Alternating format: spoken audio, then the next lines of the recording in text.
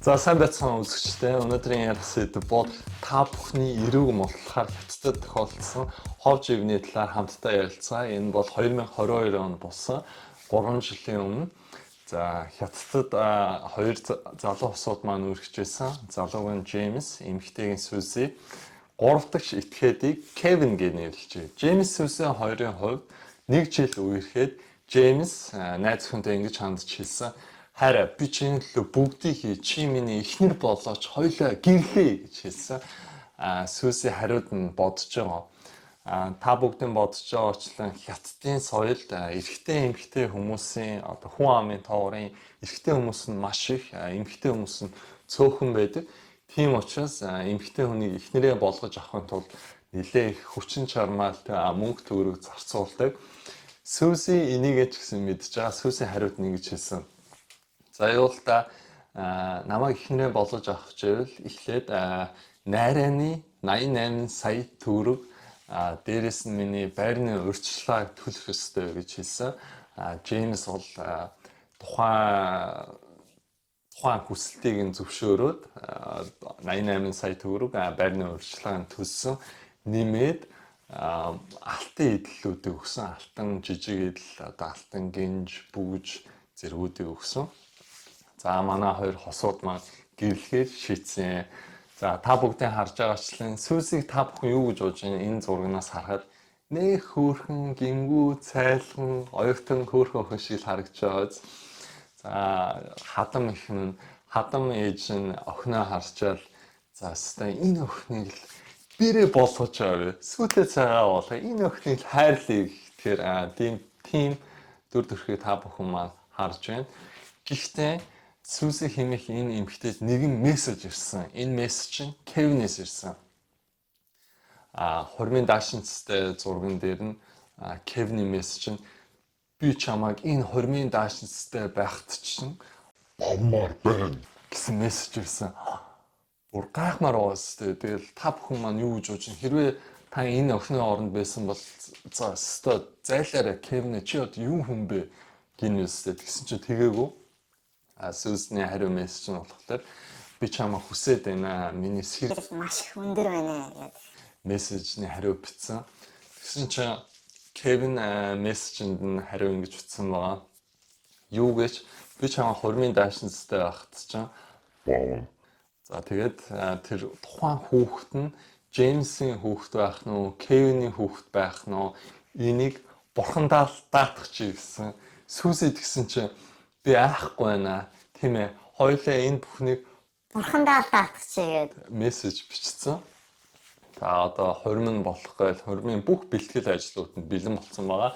Хормын даашин за зочид хүлээн авахчид хормынхаа өмнөх өдөр Сүүсэнд мессеж ирсэн Кевинээс гуруулаа уулзъя гэсэн. Гуруулаа гэсэн Кевин найзыгаа дагуулж утсан. Хормынхаа яг өмнөх өдөр Сүүсэн нөхөртөө болохоор ингэж хэлсэн. За би хормын маш их бэлтгэл ажилтай байна. Эртхэн унтаж амарлаа. Баяртай гэснээр тухайн хоёр залуутайгаа секс хийсэн. Тэгэл Кевинийх нь хувьд ингэж хэлсэн. За энэ хүүхдийн эцэг нь бол 33% нь Кевинийх, 33% нь эр нөхрийнх нь, 33% нь найзынх нь гэж хэлсэн. Бүр үнэхээр аимшигтай түүх. Бүр яг хормынх нь өдрөн заяа бас нэгэн мессеж Кевинээс ирж байгаа. Кевин нь би чиний энэ хормын даашинцтай байхад чинь чамтай унтмаар байна гэсэн мессежийг олсон. Тухайн мессежиндээ болохоор Сүүсээ зөвшөөрсөн. Энэ үедээ камераараа бүх ингээд бичлэгүүдийн процессуудыг бүгдийг бичиж авсан. За Хятадд болохоор ийм зүйлүүд Монголд Facebook айгүй алдартай байдаг та. Яг тэрэн шиг Хятадд ч гэсэн тийм алдартай аппликейшн байд юм байлаа. Энэ болохоор яг 10 найзуудтай групп чатанда өөрхөн ингээд сексийн бичлэгийг Кевин маань явуулсан юм байлаа. Тэгээ 10 хүн ингээд цаашаага үржигдээлэх юм байлаа. 10 хүн 100 хүн болно, 100 хүнээс 1000 хүн болно. Гэх мэтчлэн тухайн мэдээллүүд нь Хятадын бараг бүх хүн амд тарахаар ялангуяа Хятадын иргэд ч гэсэн ховж юм нэлээд дуртай. Сүүлийн 1 или 2 сарын өмнө Эмилээ цогтын ховж юм Монголд шуугуулсан да яг л тэрэн шиг зүйл Хятадд болсон. тухайн бичлэг дээрээс нь эхлээл Кевин залуучуудаа би энэ Сүзи гэх эмэгтэйг бавсан гэж өөрөөр амар бахархаж ярьж байгаа. Тэгсэн чинь найзууд нь шахалт өгж байгаа.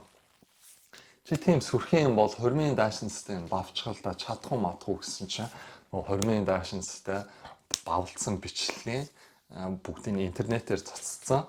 Интернетээр цацахдаа нүүр царайг нь ерөөсөн ингээд харах уу манах уу болгож арилгаагүй шууд тэр чигээр нь Кевин өөрхийн царай тэр чигээрээ харагдан Сүсийн царай ч гэсэн тэр чигээрээ харагдан тэр бичлгүүдийг нь явуулсан. Тэр нь болохоор хятадын орон дээр бүх хүмүүс тархсан байгаа.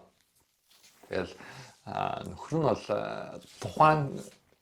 тухайн бичлэгийн тархсан маа тэгсэн чинь сонирхолтой баримт нь Джеймс хэмээх нөхрийнх нь нэг найз нь уцаа ухжгаад тухайн бичлэгийг нь олоод үзсэн баа.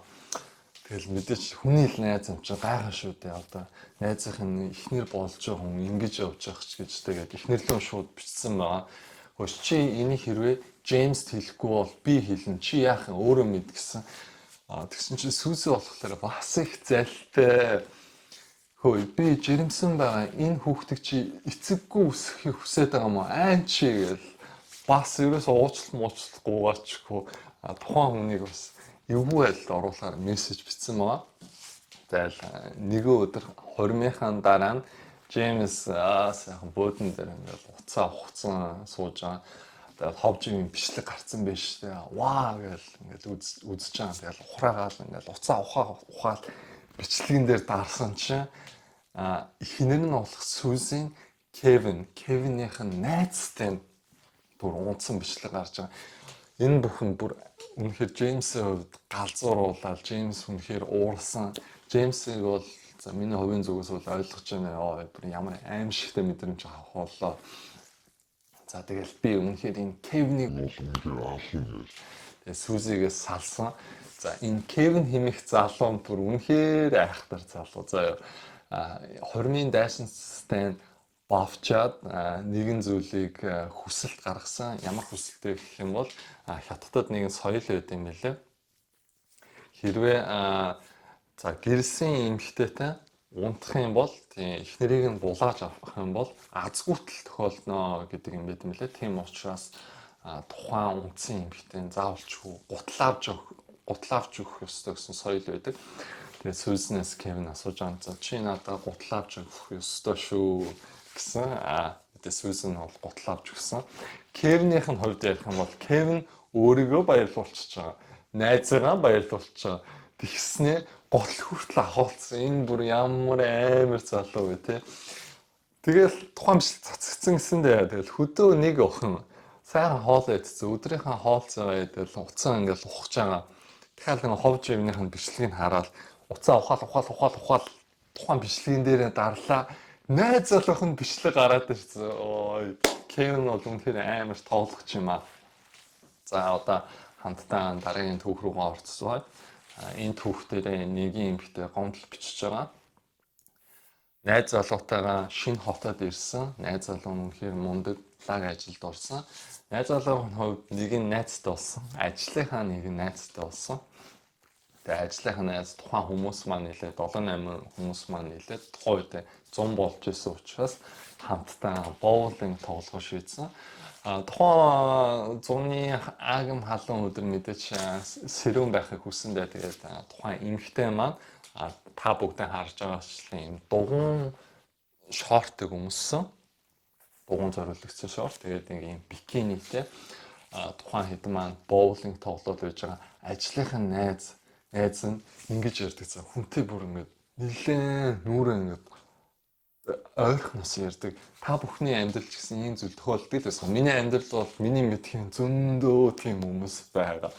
Тийм хүмүүстэй хандаж хэлэхэд за стол гууж хүн хоорондоо л зайгаа барьчих гэж хэлмээр байдаг. Учир нь юм бол зарим нэгэн хүмүүс нүүрлээ бүр яг ингэж ойртож ярьдаг мөртлөө шүтээ угаагаагүй байдаг. Тэр үнээр та нарыг би бол хэлж чадахгүй. За үүнээс гадна тэр залуу нүүрлээ амар ойрхон ярьдаг. Тэгснэ боулинг тоглож явахт нь найз охиных нь бүксийг нь тав хийгээл алгацсан. Бүр ажлынхаа найз нь жирэмсэн их нэртэй. Тэгсэн мөртлөө найз охиныхон бүсийг нь тав хүртэл нь жирэмсэн найз охиныхон хажууд жирэмсэн эхнэрийн хажууд алгагдсан. Жирэмсэн эхнэрийн хариу уруул реакшн ямар ч реакшн өгөөгүй. Юу ч болоогүй юм шиг тэгэл өнгөрцөн.